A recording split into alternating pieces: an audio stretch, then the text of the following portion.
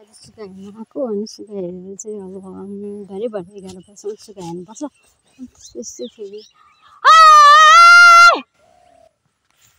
अनि चाहिँ आज यहाँनिर सुगा हेरेको यहाँदेखि भ्लग बनाउँछु भने किनकि मलाई चाहिँ राम्रोसँग क्यामेरा पनि पक्रिन आउँदैन फेरि पनि यसो गरेर त्यहाँ चाहिँ हाम्रो मकै छ होइन हाम्रो घर चाहिँ पर हो टाढा छ अनि आज चाहिँ मैले यहाँनिर सुगा हेरेको हल्का सानो एउटा भिडियो बनाउँछु अनि हाल्छु युट्युबमा भनेर चाहिँ भिडियो बनाएको अनि त्यसपछि चाहिँ म एकछिनमा म फेरि घाँस पनि काट्छु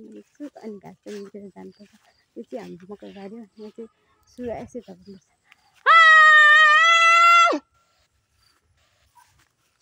त्यसो गर्नुपर्छ अनि चाहिँ दिदीले भन्नुहुन्थ्यो त्यहाँ जानु अनि त्यहाँ मकै बारीमा चाहिँ बोतल छ त्यो बोतलमा चाहिँ ड्याङ ड्याङ ड्याङ ड्याङ पारेर हाल्यो चराहरू सबै भएको छ भन्नुभएको थियो अनि म चाहिँ त्यहाँनिर बसेर गरेँ अनि बिचबिचमा पनि आएर यसरी हिँड्नु पनि पर्दो रहेछ कि अनि हिँड्नुपर्छ अनि हिँडेर चाहिँ यहाँनिर चाहिँ मकैहरू खाइरहेको हुन्छ सुगाले मकै यसरी खान्छ अनि फेरि गाली गर्छ यहाँ चाहिँ थुप्रै के थुप्रै यहाँ खाएको छ अनि यहाँ पनि खाएको छ सुगाले चाहिँ मकै छिर्पे पारेको छ अनि त्यसपछि म चाहिँ सुगा हेर्न आएको अनि यता नि धेरै खाएको छ अनि म चाहिँ हेर्छु अब गीतमा चाहिँ भन्छ नि त मकै बारी दर्याङ दर्याङ भन्ने गाना छ यतातिर चाहिँ सुगाले मकै दर्याङ दर्याङ भएको छ अनि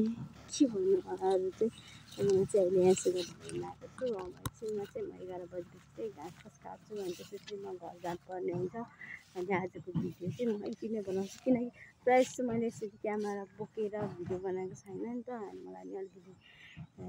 गिल्टी फिल भइरहेको किनकि जस्तो मलाई चाहिँ अप्ठ्यारो कि अनि अब यसरी भिडियो बनाउनु चाहिँ अलिक नराम्रो नि लाग्छ कस्तो देखा होला यो भन्नु अगाडि उता क्यामेरामा कस्तो देखेको होला मलाई भन्नुभएको छ किनकि मैले राम्रोसँग यसरी भिडियो बनाएको छैन नि त जति भिडियो बनाउँछ म अगाडि हेरेर क्यामेरा अगाडि नै अगाडिकै क्यामेराबाट भिडियोहरू बनाइरहेको छु यो चाहिँ मेरो फर्स्ट टाइम हो यसरी बनाएको मलाई नि कस्तो अप्ठ्यारो भइरहेको कस्तो देखा होला उता